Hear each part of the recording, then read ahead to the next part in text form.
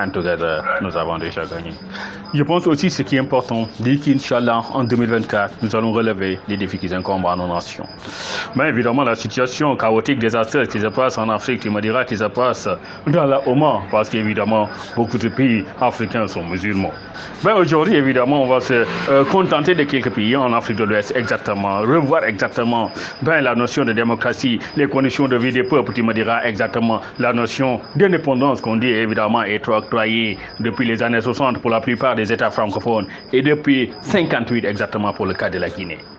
Mais aujourd'hui, évidemment, Renaissance TV revient exactement sur 4 dossiers. Je dis évidemment la Guinée, vous allez me dire, de M. Condé, le Sénégal de M. Sall, la Côte d'Ivoire de M. Ouattara et évidemment le Mali de M.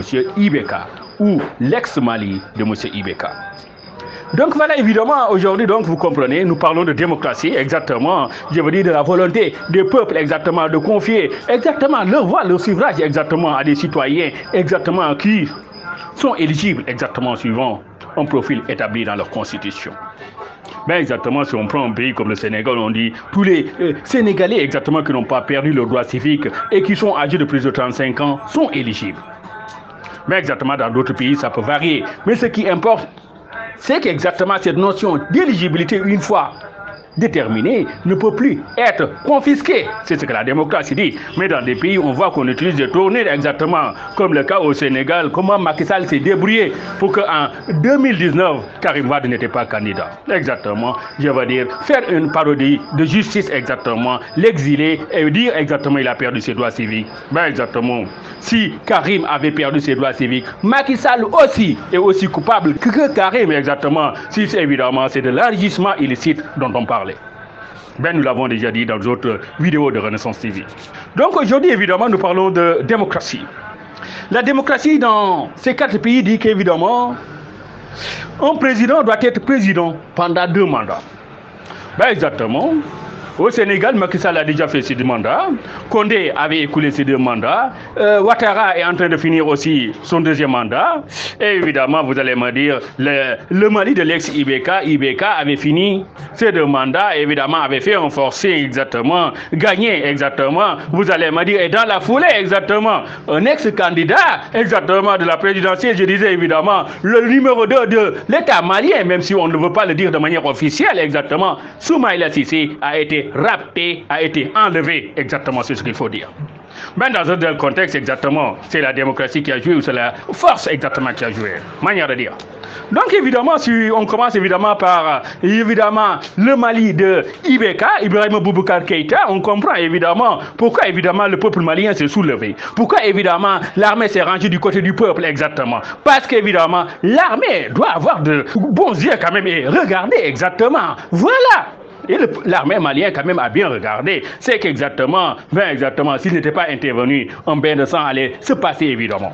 Donc manière de dire. Évidemment, la manière dont l'armée malienne a réagi exactement sur le cas d'Ibeka, vous allez me dire, c'est de la même manière que toute armée républicaine doit réagir. Vous allez me dire aussi, c'est de la même manière que l'armée nigérienne avait réagi en 2008 exactement, quand le président Mamadou avait forcé exactement à être candidat pour un 3e mandat et forcé pour gagner ces élections, exactement, l'armée était intervenue pour le destituer. En 2008 exactement, pendant que, évidemment, au Niger, le président Mamadou exactement avait fait un forcing exactement et organisé et gagné ces élections, exactement, je pense que voilà, c'est de cette manière exactement que les armées doivent réagir. Je veux dire, faire un coup d'État exactement, rendre le pouvoir au peuple légitime exactement, même si un président élu arrive évidemment à confisquer le suffrage. Je pense que exactement.